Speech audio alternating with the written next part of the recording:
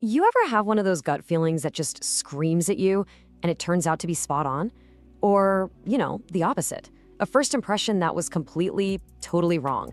Well, today we're jumping into Malcolm Gladwell's amazing book, Blink. We're going to explore that hidden world of snap judgments, that powerful, kind of mysterious thinking that all happens in the first 2 seconds. I mean, we've all heard these phrases a million times, right? We're basically taught from day one to be careful, to be deliberate. The thinking is the more information we get, the more time we spend mulling it over, the better our decisions will be.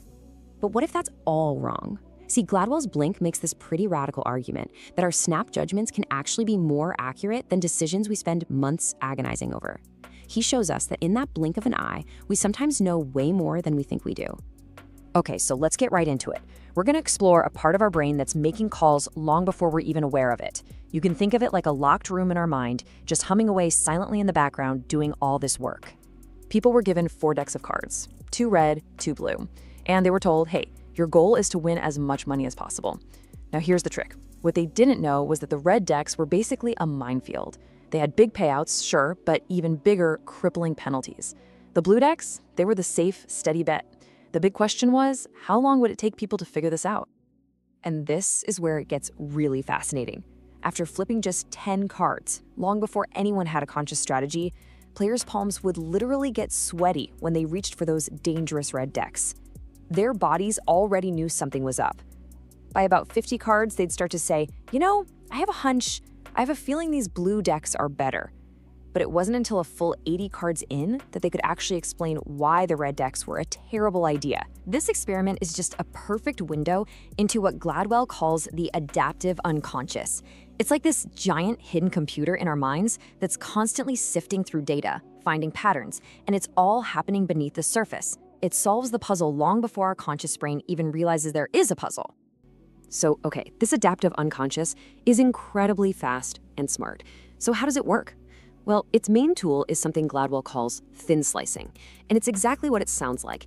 It's the ability to find the essential patterns in a situation from just a tiny, thin slice of experience. Basically, thin slicing just means our brain can make these surprisingly accurate judgments from a minimal amount of information. We're talking a quick glance, a brief conversation, just looking around a room for a few seconds. It's really the engine that powers all of our snap judgments. And here is thin slicing at its absolute peak.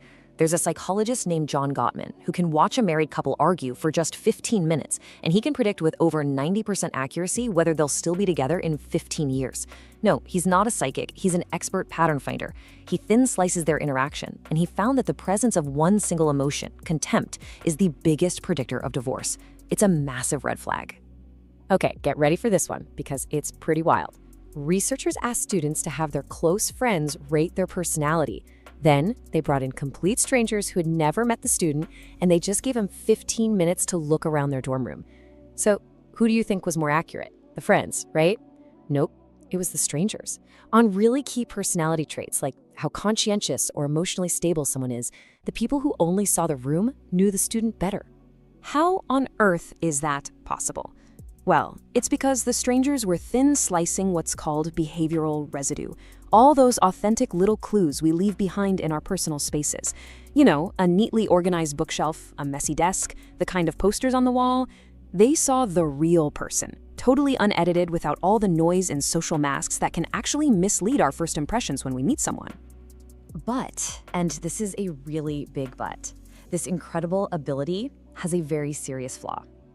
Our adaptive unconscious, this super fast computer, it's been programmed by a lifetime of our experiences and cultural associations. Gladwell calls this the Warren Harding error.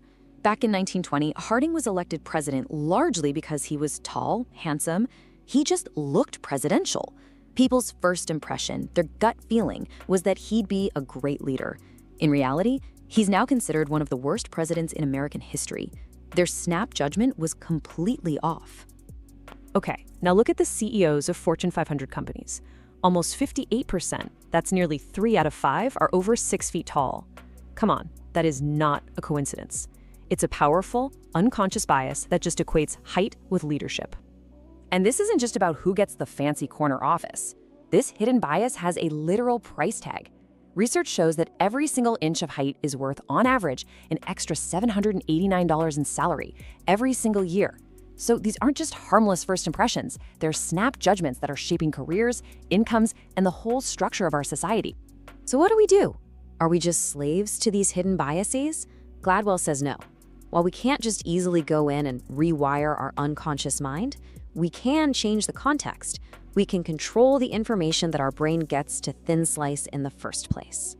And a perfect example of this comes from the world of classical music.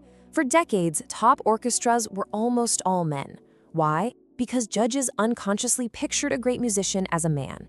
Then they introduced a really simple change: blind auditions. Musicians started playing behind a screen so the judges could only hear the music. And the result? The hiring of female musicians shot up by 500%.